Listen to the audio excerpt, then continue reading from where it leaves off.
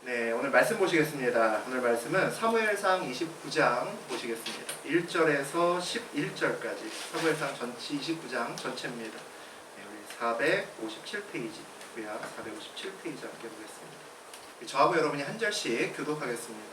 블레셋 사람들은 그들의 모든 군대를 아벡에 모았고 이스라엘 사람들은 이스라엘에 있는 셈 곁에 진쳤더라. 블레셋 사람들의 실험들은 수백 명씩 수천 명씩 이스라엘에 나아가고 다윗과 그의 사람들은 아기스 왕에게 거기에서 나아가더니 블레셋 사람들이 방백들이 이르되 이 히브리 사람들이 무엇을 하려느냐 하니 아기스가 블레셋 사람들이 방백들에게 이르되 이는 이스라엘 왕 사울의 신하 다윗이 아니냐. 그가 나와 함께 있은지 여러 날 여러 해로되 그가 명명하여 온 날부터 오늘까지 내가 그의 허물을 보지 못하였노라. 블레셋 사람의 방백들이 그에게 모아지자 블레셋 방백들이 그에게 이르되 이 사람을 돌려보내어 왕이 그에게 정하신 곳으로 가게 하셔서 그는 우리와 함께 싸움에 내려가지 못하리니 그가 전장에서 우리의 대적이 될까 하느니라. 그가 무엇으로 누구와 다시 화합하리이까. 이 사람의 머리로 하지 아니하리이까. 그들이 춤추며 노래하여 이르되 사울이 죽은 자는 천천히요 다윗은 만만이로다 하던 그 다윗이 아니니까 하니 아기스가 다시 불러서 그에게 이르되 여호와께서 살아계심을 듣고 외사하니 내가 정직하여 내게 오늘부터 오늘까지 내 아들이 있음을 보지 못하였으니 나와 함께 진중에 출입하는 것이 내 손에 두구나 수령들이 너를 좋아하지 아니하니. 그러므로 이제 너는 평안히 돌아가서 블레셋 사람들의 수령에게 거슬러 보이게 하지 말라 하니라. 다윗이 아기스에게 이르되 내가 무엇을 하였나이까. 내가 당신 앞에 오늘까지 동안에 당신의 종에게서 무엇을 보셨기에 내가 가서 내 주 왕의 원수와 싸우지 못하게 하나이까 하니. 아기스가 다윗에게 대답하여 이르되 내가 내 목전에 하나님의 전령같이 선한 것을 내가 아나 블레셋 사람들이 방백들은 말하기를 그가 우리와 함께 전장에 올라가지 못하리라 하니 그런즉 너는 나와 함께 온 내 주의 행사들과 더불어 새벽에 일어나라. 너희는 새벽에 일어나서 발걸음을 보다라 하니라. 11절은 함께합니다. 이에 다윗이 자기 사람들과 더불어 아침에 일찍 일어나서 떠나 블레셋 사람들의 땅으로 돌아갔고 블레셋 사람들은 이스라엘로 올라가니라. 하나님 말씀입니다. 네. 사무엘상 29장 1절에서 11절까지 함께 읽었습니다. 우리 그 내용 가지고 구체적인 응답이 없으면 어떻게 해야 하나, 구체적인 응답이 없으면 어떻게 해야 하나라는 제목으로 우리 함께 은혜 나누겠습니다. 우리 블레셋이 이스라엘과 전쟁하기 위해서 바로 코앞에 진을 쳤습니다. 그것 때문에 사울이 몹시 두려움에 떨었죠. 모처럼 하나님께 나가서 기도했지만 응답이 없었습니다. 그래서 사울이 뭐 했습니까? 신접한 여인을 찾아가서 점을 쳤죠. 죽은 사무엘까지 불러내서 사울이 원하는 것을 물어봤습니다. 하지만 원하는 답, 승리의 응답을 받지 못했습니다. 그리고 그냥 전쟁에 임하게 되죠. 그러는 동안에 그 비슷한 시간에 다윗에게도 두려운 상황이 똑같이 임합니다. 사울을 피해서 블레셋 가드 아기스 왕에게 몸을 피했었죠. 그때는 좋았었습니다. 사울의 그 두려움 속에서 벗어났기 때문이죠. 그런데 사울의 눈에서 벗어난 것까지는 좋았는데 아기스 왕이 이스라엘과 전쟁하러 가는데 다윗 보고 같이 가자고 하는 겁니다. 다윗은 이러지도 못하고 저러지도 못합니다. 어떻게 행동해도 다 다윗의 생명에 치명타가 될 수 있습니다. 이제 정말 죽을 수도 있겠다는 생각이 또다시 드는 거죠. 전쟁에 참여하면 이스라엘로 두 번 다시 못 돌아갈 겁니다. 하나님의 뜻에 반하는 행동을 하게 되기 때문이죠. 도망가면 이제 사울왕뿐만 아니라 아기스 왕도 다윗을 죽이려고 애쓸 겁니다. 이제 듀얼로 쫓기는 신세가 되겠죠. 이제 이 어떻게 해야 되나 굉장히 쉽지 않은 시간입니다. 그 시간에 다윗이 어떻게 반응하는지 우리 함께 보겠습니다. 우리 1절과 2절 같이 읽어보죠.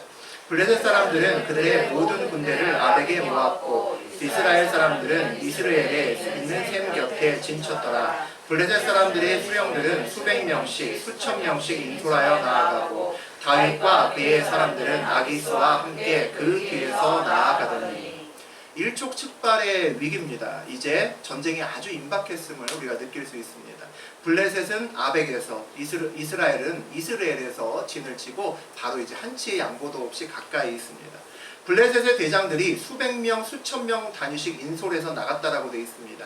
대규모의 병력이 열과 행을 맞추어서 이제 전쟁을 바로 코앞에 두고 마지막에 이제 훈련을 하고 행진을 하는 것을 볼 수 있습니다. 정비하는 거죠. 다윗과 그의 부하들은 앞에 있지 않고 아기스와 뒤에 있다라고 되어 있습니다. 아기스 왕이 우리 지난 몇 시간 전에 다윗에게 함께 가서 전쟁에 나아가자라고 했을 때 다윗에게 부탁했던 것은 자기 주변에 자기를 호위 좀 해달라고 부탁을 했습니다. 그러니까 아마 아기스 왕 주변에 다윗과 그의 부하들이 함께 있었던 것 같습니다. 이스라엘의 영웅이고 골리앗을 죽였던 블레셋의 원수 다윗이 이스라엘 진영이 아니라 지금 블레셋 진영에 와 있는 거죠. 참 아이러니한 일이 아닐 수 없습니다. 잘못하면 이제 동족과 싸워야 되는 그런 상황이 눈앞에 있습니다. 우리 3절 읽어보겠습니다. 블레셋 사람들이 방백들이 이르되 이 히브리 사람들이 무엇을 하려느냐 하니 아기스가 블레셋 사람들이 방백들에게 이르되 이는 이스라엘 왕 사울의 신하 다윗이 아니냐. 그가 나와 함께 있은지 여러 날 여러 해로되 그가 망명하여 온 날부터 오늘까지 내가 그의 허물을 보지 못하였노라. 전쟁터에서 블레셋의 방백들이 다윗을 알아보고 완전히 당황합니다. 깜짝 놀랐겠죠. 이스라엘과 전쟁하려고 준비하고 있고 막바지 지금 정비 중입니다. 이미 전쟁터에 나와 있는 거나 다름없죠. 그런데 자기 진영을 살펴봤더니 자기들 입장에서는 적군이 같이 있는 겁니다. 우리가 북한하고 전쟁을 하려고 준비하고 있는데 북한의 영웅과 그의 군사들이 우리 진영에 있으면 어느 누구도 탐탁지 않을 겁니다. 아, 저 사람들 들고 무슨 전쟁을 한다는 거야? 라는 생각이 들겠죠. 동일합니다. 도대체 이 히브리 사람들이 왜 여기 있는 거야? 이렇게 오늘 따지는 것을 볼 수 있습니다. 아기스 왕이 그 소리를 듣고 다윗을 변호합니다. 사울의 신하 다윗이지만 나와 한참 같이 있었고 전혀 의심되는 행동도 없고 내가 믿고 보증하니까 나를 믿고 다윗을 그냥 받아달라고 이야기를 합니다. 하지만 아기스 왕조차도 다윗을 소개할 때 오늘 뭐라고 소개를 하냐면 첫 마디가 이스라엘 왕 사울의 신하 다윗이라고 소개를 합니다. 그 정체성을 벗어나기는 어렵다는 거죠. 다윗의 정체성은 이스라엘 민족이라는 확고부동한 정체성이 있습니다. 이스라엘과의 전쟁에는 나갈 수가 없는 태생적인 문제가 있다는 거죠. 우리 4절 같이 봅니다. 블레셋 사람의 방백들이 그에게 노하는지라. 블레셋 방백들이 그에게 이르되 이 사람을 돌려보내어 왕이 그에게 정하신 그 처소로 가게 하소서. 그는 우리와 함께 싸움에 내려가지 못하리니 그가 전장에서 우리의 대적이 될까 하나이다. 그가 무엇으로 그 주와 다시 화합하리이까? 이 사람들의 머리로 하지 아니하겠나이까? 아기스 왕의 그런 소리에, 이해되지 않는 소리에 이스라엘 블레셋의 방백들이 거의 기절초풍합니다. 화를 내기 시작하죠. 다윗이 원래 있었던 그냥 그 총구석 시글락으로 그냥 돌려보내라 라고 이야기를 합니다. 만약에 다윗이 반역하게 되면 이 전쟁은 우리가 진다는 거죠. 블레셋이 진다는 겁니다. 그가 반역해서 우리의 목을 들고 우리의 생명을 들고 가서 사울하고 금방 친해질지 누가 아느냐라고 이야기합니다. 믿을 수 없다는 거죠. 다윗과 이스라엘과 전쟁하는데 어떻게 다윗과 그의 사람들이 우리 진영과 함께 있을 수 있겠느냐라고 반문을 합니다. 생명을 걸고 도박을 할 이유가 없다는 거죠. 참 당연시하고 또 당연하고 우리도 이해되는 그런 이야기가 아닐 수 없습니다. 다윗이 있어야만 이 전쟁을 꼭 이길 수 있는 건 아닙니다. 블레셋은 다윗이 없어도 이 전쟁 충분히 이깁니다. 다윗은 전쟁의 오히려 위험 요소죠. 위험 부담을 안고 전쟁에 임할 필요는 조금도 없습니다. 5절 같이 보겠습니다. 그들이 춤추며 노래하여 이르되 사울이 죽인 자는 천천히요 다윗은 만만이로다 하던 그 다윗이 아니니까 하니. 이 다윗은 그냥 이스라엘 사람도 아니죠. 이스라엘의 백성들이 그의 전쟁에서 이겼을 때, 블레셋과의 전쟁에서 이기고 골리앗을 죽였을 때 백성들이 춤추며 노래하면서 불렀던, 그 이름을 불렀던 그 다윗입니다. 사울이 죽인 자는 천천히요 다윗은 만만이로다, 이런 노래를 불렀다는 거죠. 블레셋 사람이 보기에는 다윗과 사울은 아주 짝꿍이 잘 맞는, 호흡이 잘 맞는 환상의 콤비입니다.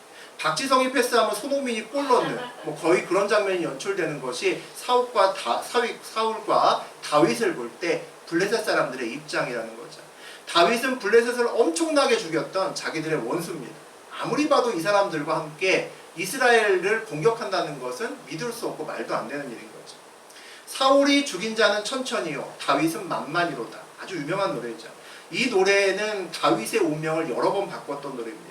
이 노래 때문에 사울의 미움을 받았고 또 오랫동안 사울의 쫓김을 받으면서 내 생명이 어떻게 될까 두려움에 떨었던 것도 그 시작도 이 노래 때문입니다. 이 노래가 주변으로 퍼져나가면서 이방 사람들은 사울 다음에 다윗이 왕되겠구나 라고 다 생각하고 있었습니다. 그런 소문을 만들었죠. 오늘도 동족과 싸울 위기에 있는 절대절명의 그 환경에 있는 그 순간에 있는 다윗을 또 구원하는 노래도 또 이 노래입니다. 아주 다윗에게 있어서는 징글징글한 애증의 노래일 수 있는 거죠. 이제 아기스가 반대로 난감한 상황이 됐습니다. 적극적으로 다윗을 설득해서 함께 이스라엘과의 전쟁에 참여하자고 했죠. 그런데 다른 방백들이 이렇게까지 거세게 반대할 줄은 아기스 왕도 몰랐던 것 같습니다. 그런데 그 반대를 설득시킬 만한 명분이 부족하다는 데 있습니다. 이제 다윗을 다시 돌려보내야 되는 그런 처지에 놓여 있죠. 왕의 체면이 말이 아니게 됐습니다. 강제로 붙들어서 하자고 해서 데리고 왔는데 이제는 돌려보내야 된다는 거죠. 우리 6절과 7절 봅니다. 아기스가 다윗을 불러 그에게 이르되 여호와께서 살아계심을 두고 맹세하노니 내가 정직하여 내게 온 날부터 오늘까지 내게 악이 있음을 보지 못하였으니 나와 함께 진중에 출입하는 것이 내 생각에는 좋으나 수령들이 너를 좋아하지 아니하니 그러므로 이제 너는 평안히 돌아가서 블레셋 사람들이 수령들에게 거슬러 보이게 하지 말라 하니라. 아기스 왕이 다윗을 아마 긴밀하게 불러서 이야기를 했던 것 같습니다. 아기스 왕은 자기는 전혀 다윗을 진짜 1도 의심하지 않지만 수령들의 반발이 크다는 겁니다. 그러니까 이번에는 그냥 고향 원래 지키고 있던 시글락으로 돌아갔으면 좋겠다라고 이야기를 합니다. 수령들의 눈밖에 나봐야 앞으로 네 인생에 좋을 것 없다라고 이야기를 하는 거죠. 아기스가 다윗에게 말하는 것을 보고 우리가 남에게 가끔은 좀 하기 어려운 말을 해야 될 때가 있는데 그 대화법을 좀 찾아볼 수 있는 것 같습니다. 6절에서 핵심은 뭘까요? 6절에서 핵심은 수령들은 너 안 좋아해 라는 것이 핵심입니다. 우리는 가끔 누구에게 얘기할 때 요점만 간단히 얘기할 때도 있는데 즐거운 일은 그렇게 해도 되지만 나쁜 일은 그렇게 얘기하면 쉽지가 않습니다. 대놓고 야 수령들이 너 되게 싫어해 돌아가 그러면 다윗의 마음속에 상처가 엄청 크겠죠. 그래서 그 말을 하기 전에 이 짧은 소식을 전하기 위해서 좋은 말을 길게 계속 이어나가는 것을 볼 수 있습니다. 시작이 뭐라고 합니까? 여호와의 살아계심을 두고 맹세한다 라고 얘기를 합니다. 이스라엘의 민족인 그 민족 중에 하나인 다윗은 당연히 하나님의 사람이고 하나님을 믿지만 아기스 왕은 하나님 안 믿습니다. 이 사람은 다른 신을 섬기는 사람입니다.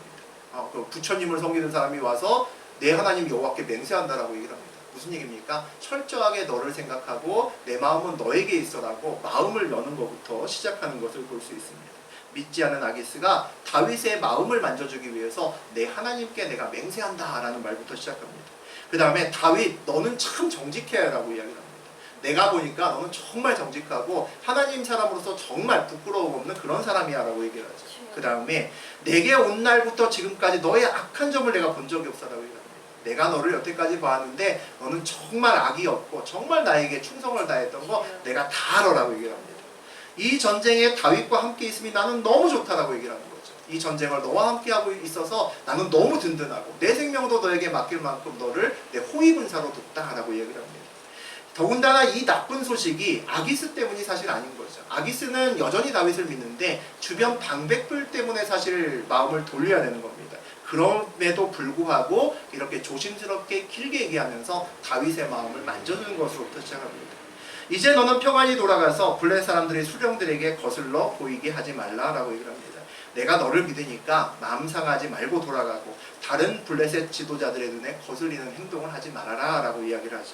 이 말을 쭉 듣고 있으면 우리 보고 있는 우리가 느낄 수 있는 것은 야 아기스가 진짜 다윗 좋아하네, 진짜 다윗을 믿나 보다라는 생각을 할 수 있습니다. 그런데 제3자인 우리도 느끼는데 그 말을 듣고 있는 다윗도 당연히 그 마음이 느껴진다는 거죠. 다윗도 야 아기스 왕이 나 진짜 믿어주는구나, 정말 마음으로 나를 좋아하는구나를 느껴질 수 있다는 거죠.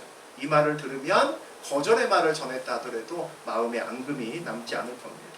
아기스 왕처럼 아랫사람에게 좋지 않은 소식을 전할 때 그때가 어떻게 보면 오히려 내 마음을 전달할 수 있는 기회가 될 수도 있습니다.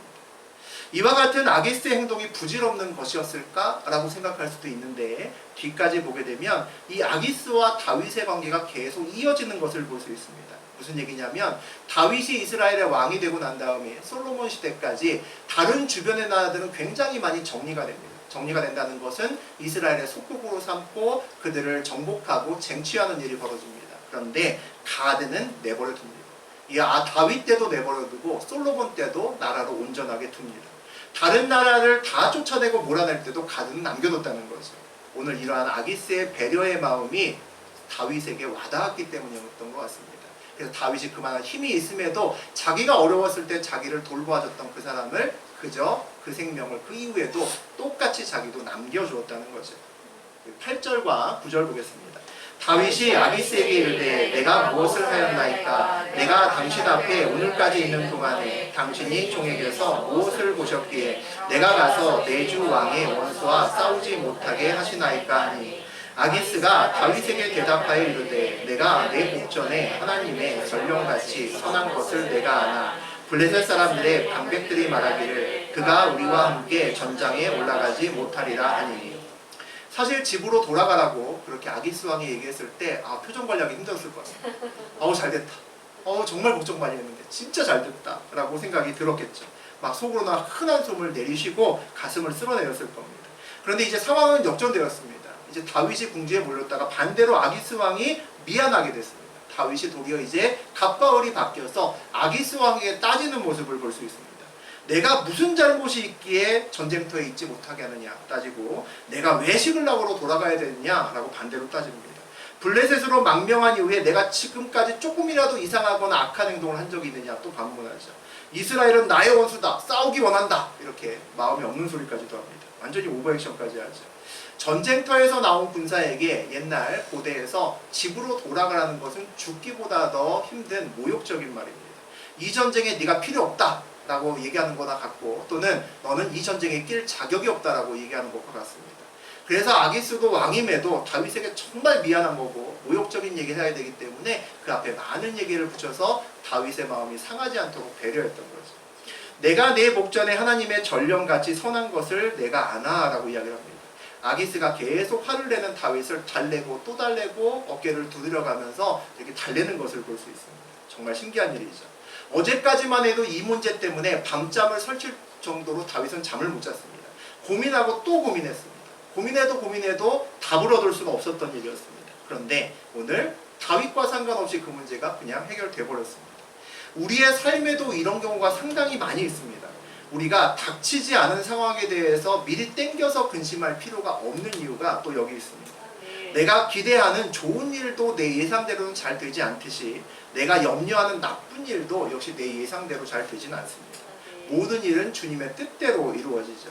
내가 미리 땡겨서 내가 하지 말아야 될 걱정을 미리 할 필요는 없습니다. 우리 10절과 11절 봅니다. 그런즉 너는 너와 함께 온 내 주의 신하들과 더불어 새벽에 일어나라. 너희는 새벽에 일어나서 발거든 곧 떠나라 하니라. 이에 다윗이 자기 사람들과 더불어 아침에 일찍 일어나서 떠나 블레셋 사람들의 땅으로 돌아가고 블레셋 사람들은 이스라엘로 올라가니라.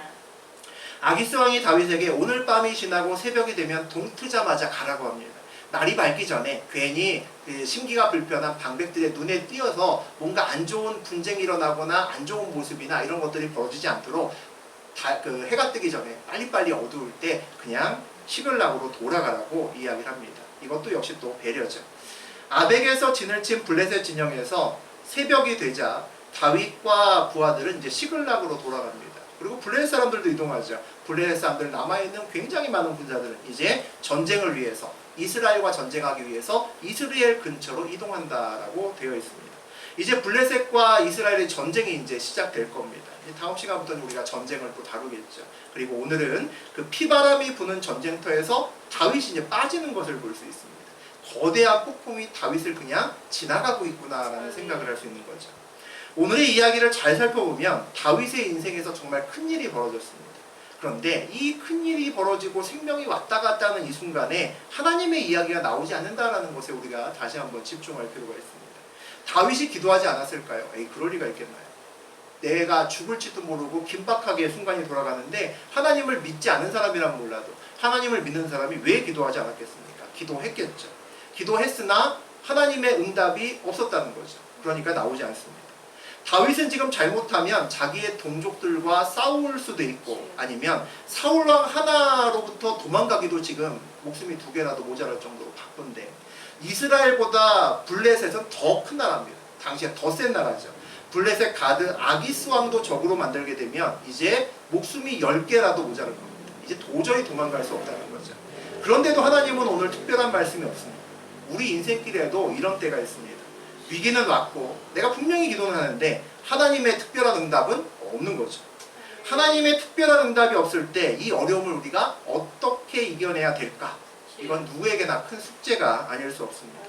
이렇게 중요한 때, 이런 중요한 때에 원칙이 하나 있습니다. 대원칙이 하나가 있는데 어떻게 인도하시는지 내가 명확히 모를 때 그때는 당장 그 문제를 해결하는 것보다 더 앞에 있는 것이 있습니다. 엉뚱한 방향으로 가지 않는 것이 더 중요합니다. 하나님의 뜻이 명확하지 않고 어떻게 하는 것이 정확히 명확하지 않으면 내가 무언가를 하는 것보다 내 자리를 지키고 엉뚱한 곳으로 가지 않도록 하나님을 기다리는 것이 먼저라는 거죠. 오늘 다윗은 결국 최선의 결과를 얻어냈습니다. 다윗은 자신을 신뢰해준 아기스 왕을 배신하지도 않을 수 있었고 오히려 아기스와 다윗의 신뢰는 오늘 이후로 더 두터워졌습니다. 또 동족인 이스라엘과의 전쟁은 피했습니다. 불가능할 것 같았던 2마리의 토끼를 모두 다 한 번에 잡아낼 수 있었죠. 사실 다윗에게는 오늘 굉장히 큰 위기이고 지난 시간부터 어려운 시간이었습니다. 이 문제를 어떻게 해결해야 되나 고민할 수밖에 없었고 답은 없었습니다. 답이 있었으면 뭔가 했겠죠. 머리에 아마 쥐가 날 지경이었을 겁니다. 기도하는데 특별한 응답이 없다. 이거는 크리스찬들에게 참 어려운 숙제입니다. 이걸 도대체 어떻게 해야 되나 라는 생각이 들었다는 거죠. 아마도 다윗이 응답을 받았다면 저는 그런 종류의 응답이었을 겁니다. 너의 행사를 여호와께 맡기라. 그리하면 내가 경영하는 것이 이루어지리라. 이런 유의 응답을 받았던 거죠. 응답은 받았지만 뭘 어떻게 해야 되는지는 잘 모르는 그런 응답을 우리가 받을 때가 상당히 많이 있습니다. 그런데 사실 오늘 다윗이 한 일은 우리가 봐도 없습니다. 우리는 이런 상황을 맞게 되면 더 고민하고 내가 무언가를 꼭 해야겠다라는 생각을 많이 합니다. 내가 해결해 보려고 상황을 바꾸어 보려고 무언가를 결단할 때가 많다는 거죠. 우리 주변의 많은 일들은 보통 힘 있는 몇몇 사람들에 의해서 그들의 힘다리기에 의해서 줄다리기에 의해서 어떤 방향으로 진행될 때가 많습니다. 힘 있는 사람이 무언가요? 우리 얼마 전에 우리 금요일 예배 때 우리 요즘에 미가서 나누고 있는데 미가서에서 힘 있는 사람들을 그렇게 표현했습니다. 밤에 무엇인가 결정하고 꾸미고 다음 날에 낮에 그 꾸미고 생각한 것을 행동으로 옮길 수 있는 사람, 그 사람이 힘 있는 자입니다. 그런 사람들은 힘 있는 자고 우리 대부분은 안 그렇죠. 밤에 열심히 생각은 하지만 그것 중에 무엇 하나 내 마음대로 행동할 수 없는 것들이 훨씬 더 많습니다. 그런 우리가 상황을 바꾸려면 문제를 해결하려면 어떻게 해야 될까요? 사회에 나가서 거짓말도 해야 되고 변명도 해야 되고 마침 어쩔 수 없더라는 말을 계속해가면서 아쉬움을 토로해야 가능할지도 모릅니다. 무슨 얘기입니까? 결국 무리수를 둘 수밖에 없다는 거죠. 보통 무리수를 두면 보통은 내가 원하는 대로 일은 안 되고 내 속마음은 다 들통이 납니다. 일반적인 얘기죠. 다윗의 입장에서 오늘 무리수를 둔다면 어떻게 일을 해야 할까요? 이 전쟁에 참여할 수 없다고 생각해서 아기스 왕과 블레셋 방백들에게 가서 있는 이유 없는 이유를 다 붙여서 설득을 해야 될 겁니다. 며칠 전에 먹은 음식이 체해서 어지럽습니다. 아침부터 오늘 설사도 하고요, 미열도 있는 것 같고 몸살도 났습니다. 아무리 생각해도 코로나19 걸린 것 같습니다. 뭐 이런 얘기를 해야겠죠. 마침 오다가 오늘 넘어졌는데 발목이 삐끗해서 걷기도 힘드네요. 그러니까 죄송하지만 이번 전쟁은 좀 빠지면 안 되겠습니까? 이렇게 얘기를 해야 된다는 거죠. 이런 비슷한 얘기를 하지 않으면 빠질 수 없을 것 같기 때문에 아마 그런 일을 상당한 사람들이 이런 유의 말을 아마 가서 할 겁니다. 다윗이 먼저 스스로 이 전쟁에 나서지 않고 나 그냥 시글락으로 돌아가면 안 됩니까? 라고 얘기하면 어떻게 될까요? 엄청난 의심이 쏟아질 겁니다. 요것 봐라. 이스라엘과 전쟁하지 않으려고 꾀를 쓰는구나 라고 하겠죠. 그럼 그렇지 얘가 망명을 괜히 할 리가 없어. 이거 완전 이중 스파이네 라고 누구나 생각한다는 거죠. 다윗은 당연히 이 전쟁에 나오기를 원하지 않았습니다. 얼마 전에 아기스가 다윗에 대한 모든 의심을 거두고 심지어는 다윗을 불필요할 만큼 막 신뢰하기 시작했죠. 다윗은 좀 불안했을 겁니다. 제가 왜 저러지 하는 마음이 있었겠죠. 이스라엘과의 전쟁에 함께 나가자 했을 때는 하늘이 막 무너지는 것 같았을 겁니다. 거기를 어디라고 내가 가나. 거절할 수도 없고 갈 수도 없었겠죠. 이 일을 어떡하나. 망했다. 이건 내가 원하는 게 아닌데 어떡하지? 라는 생각이 들었을 때 우리 같으면 어떻게 했을까요? 다윗처럼 이 전쟁에 나올 수 있었을까요? 여러분 중에 몇 명이나 나올 수 있었을까 싶습니다. 우리 같으면 마지노선을 정했을 겁니다. 내 마지노선을 어디 정했을까요? 처음에 아기스 왕이 함께 전쟁에 참여하자고 했을 때 며칠 고민하다가 거절하는 방법도 있었겠죠. 아무리 생각해봤는데 이번엔 아닌 것 같습니다. 내가 다음에는 진짜 목숨 걸고 하겠습니다. 이렇게 얘기할 수도 있었겠죠. 그러면 아기스 왕의 신뢰는 바로 끝났을 겁니다. 의심을 키우는 일이었겠죠. 잠잠히 있다가 아벡에 모여서 진을 치는 날 야반 도주하는 방법도 있었겠죠. 야, 도저히 안 되겠다. 내일 모레면 전쟁하는데 튀자. 그러고 600명 데리고 몰래 시글락으로 튀어서 가족들 다 데리고 도망갈 수도 있었을 겁니다. 그러면 그 순간 아기스 왕도 적으로 돌겠죠. 아기스 왕과 블레셋 모든 사람과 사울 왕까지 다윗을 죽이려고 쫓아왔을 겁니다. 아니면 끝까지 잠잠히 있다가 아기스 왕의 뒤통수를 치면서 블레셋 내부에서 이스라엘 편들어서 전쟁을 할 수도 있었겠죠. 자기를 선으로 대해준 아기스 왕에게 등에 칼을 꽂을 수도 있을 겁니다. 그런데 차라리 애초에 도망가는 일만 못한 일이죠. 가만히 생각해보면 마지막 방법을 따를 수도 없습니다. 이 상황에 대해서 기도했겠지만 하나님의 구체적인 응답은 없습니다. 오늘 우리가 다윗이라면 몇 가지 원칙을 먼저 정해놔야 될 것 같습니다. 첫 번째는 뭘까요? 이스라엘과 전쟁에는 절대 참여할 수 없다. 내 목숨이 없어져도 내가 절대 이스라엘과 함께 전쟁할 수 없다. 이게 대원칙이 첫 번째겠죠. 두 번째는 뭘까요? 다윗이 어려울 때 선대해준 블레셋 아기스 왕을 내가 절대 배신하면 안 된다. 이건 사람으로 할 수 없는 일이다. 라는 게 두 번째겠죠. 근데 문제는 1번과 2번이 서로 상충된다는 데 있습니다. 블레셋과 이스라엘은 대적이라는 거죠. 두 개의 상충되는 전제 조건을 모두 지켜야 됩니다. 이런 비슷한 상황이 우리에게 생각보다 가끔 많이 일어납니다. 어떻게 하는 것이 최선일까? 그럴 때 어떻게 하는 것이 최선일까? 먼저 최악의 상황을 결단하는 겁니다. 지금 다윗에게 최악의 상황은 뭘까요? 죽는 거겠죠. 원칙과 명분을 위해서 자기 생명을 던질 수 있는 각오를 해야 되는 것이 첫 번째입니다. 최악의 상황을 맞더라도 이스라엘과 전쟁은 안 하고 아기스 왕을 배신하지도 않겠다. 두 가지 전제 조건을 자기의 생명보다 앞에 놓는 거죠. 그거 지키면 됩니다. 내 안전을 포기하면 가야 될 길이 보이기 시작할 겁니다. 어찌 보면 이 상황은 어디까지 하나님을 신뢰할 수 있니? 라고 묻는 상황일 수도 있습니다. 하나님이 말씀하시기 전까지 우리가 세워놓은 원칙을 붙들고 하나님의 뜻을 붙들고 하나님의 응답을 언제까지 기다릴 수 있느냐라고 묻는 것일 수 있다는 거죠. 하나님의 응답 없이 나의 판단을 그저 유보할 수 있느냐의 문제입니다. 하나님의 응답이 우리가 가끔은 때로는 말씀으로 주어집니다. 그리고 그 말씀을 붙들고 힘들지만 내가 삶의 현장에서 살아내야 되는 그런 경우가 있습니다. 그런데 때로는 하나님께서 다 하시고 나는 그것을 온전히 바라봐야 되는 그런 때가 있습니다. 또 다른 응답의 형태죠. 말씀을 붙들고 삶으로 살아내는 것도 정말 쉽지 않습니다. 말씀이 보통은 내 유익과 반대가 될 경우가 많고 나의 관계가 어려워지는 그런 말씀을 받을 때가 많기 때문입니다. 그런데 내가 개입하지 않고 상황을 온전히 바라보는 것도 역시 쉽지 않습니다. 큰 믿음을 갖고 있지 않으면 그 상황을 내가 개입하지 않고 서 있는 것이 얼마나 어려운지 아마 아실 겁니다. 내가 무엇인가 하지 않고 긴박한 상황을 하나님께 그저 맡긴다는 것은 정말 쉽지 않은 겁니다. 얼마 전에 우리가 금요일날 룻기를 다루었죠. 룻과 나오미가 여러 가지 일들을 다 하고 마지막 자신들의 운명이 결정되는 재판이 있었습니다. 성문 앞에서 이른 아침에 보아스가 주최하는 그 재판에 나오미도 안 가고 룻도 안 갑니다. 참 희한한 일이 벌어지죠. 룻기 3장 18절 우리 같이 한번 읽어보겠습니다. 이에 시어머니가 이르되 내 딸아 이 사건이 어떻게 될지 알기까지 앉아 있으라. 이게 나오미의 결정이었습니다.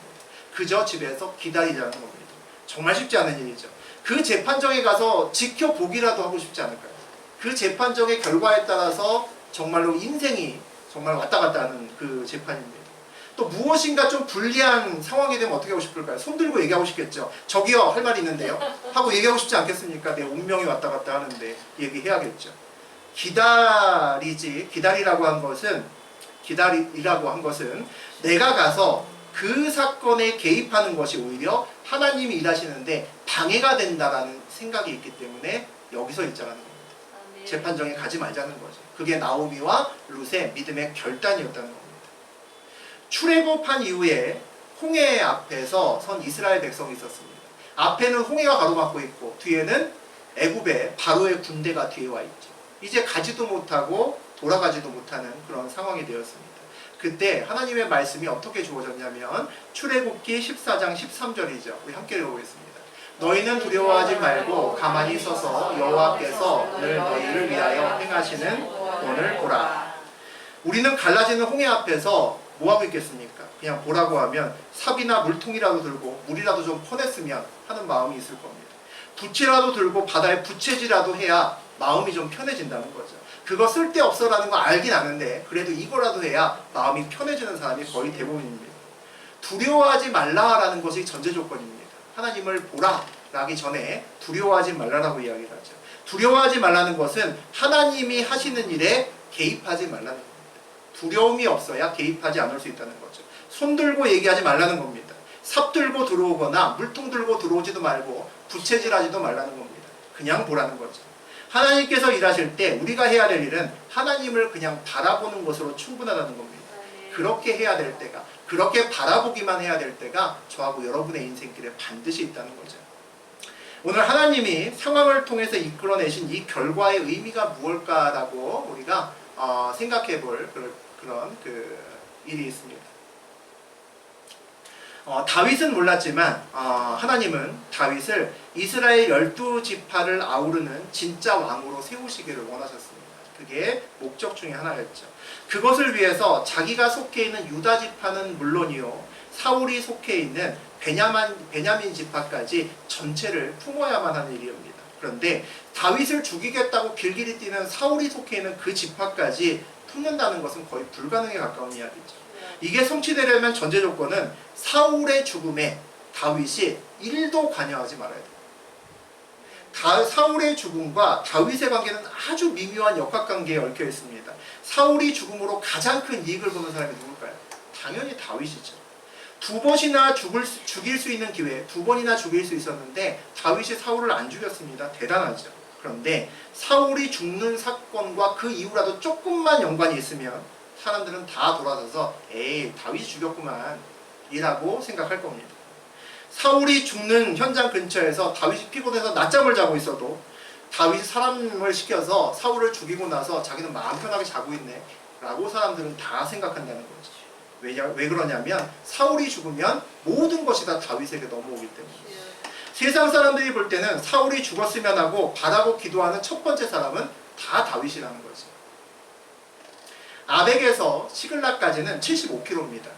전쟁에 참여하기 어려울 정도로 멀리 떨어진 곳으로 하나님이 보내셨다는 거죠. 나중에 다윗 보고 야 이스라엘 사울 죽었을 때 너 어디 있었어? 라고 물어도 당당히 대답 가능합니다. 나 시글락에 있었는데 라고 얘기를 하면 얘는 사울하고 별로 상관이 없나 보네 라고 생각한다는 거죠.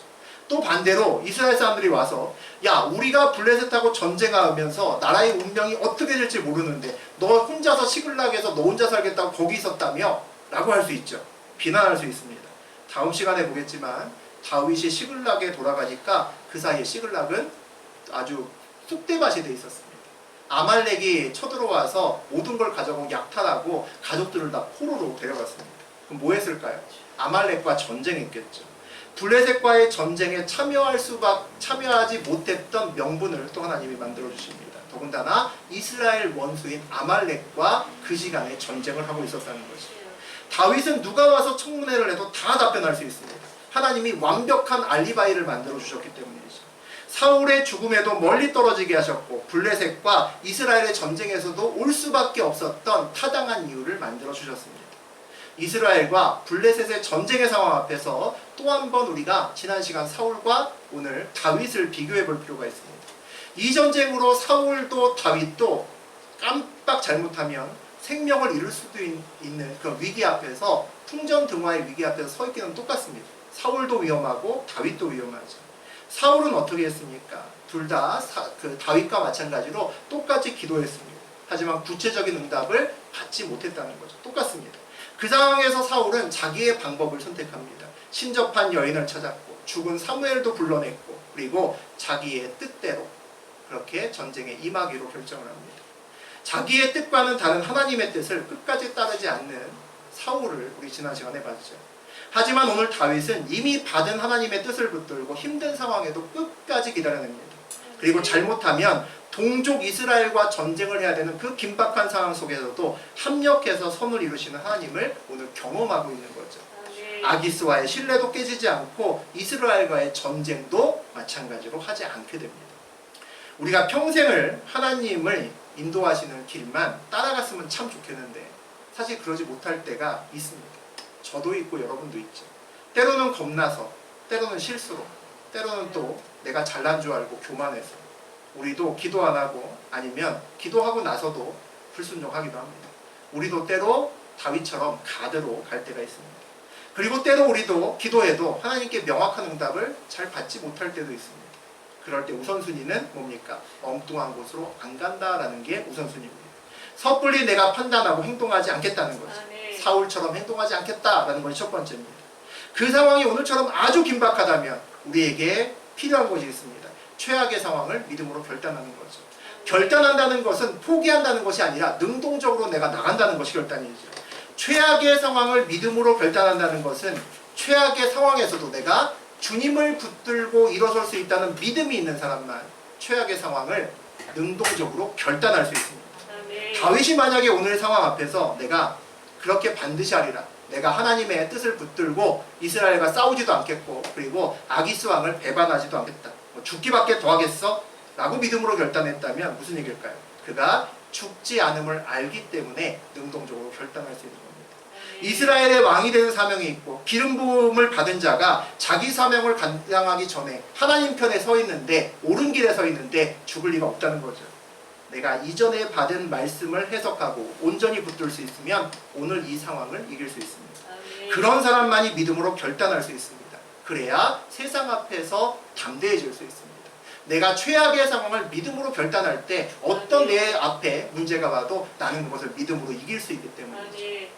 또 하나는 벌어지지 않은 상황에 대해서 근심하거나 두려워하지 않아야 주님의 응답을 기다리며 끝까지 주님을 바라볼 수 있습니다. 내가 끝까지 주님을 바라볼 수 있는 조건은 두려움이 없어야 된다는 거죠. 기도해도 구체적인 응답을 받지 못할 때도 하나님을 기다리는 사람은 상황을 통해서 하나님이 일하신다라는 믿음까지도 가지고 있는 사람입니다. 믿는 사람만이 그 상황을 온전히 믿음으로 이겨낼 수 있다는 거죠. 응답이 중요합니다. 응답보다 더 중요한 기초가 그런데 하나 더 있습니다. 지금 저하고 여러분의 삶에서 하나님이 느껴지느냐가 더 중요합니다. 하나님이 내 삶에서 지금 개입하고 계신가가 더 중요한 거죠. 그것이 분명하면 때로 하나님의 응답이 더디 오는 것 같아도, 때로 응답이 내 삶에서 잘 느껴지지 않는 것 같아도 우리는 넉넉히 그 시간을 이길 수 있습니다. 하나님이 나와 함께 걷는 것이 느껴지기 때문이죠. 그것을 붙드는 오늘 하루 또 일주일이 되셨으면 좋겠습니다.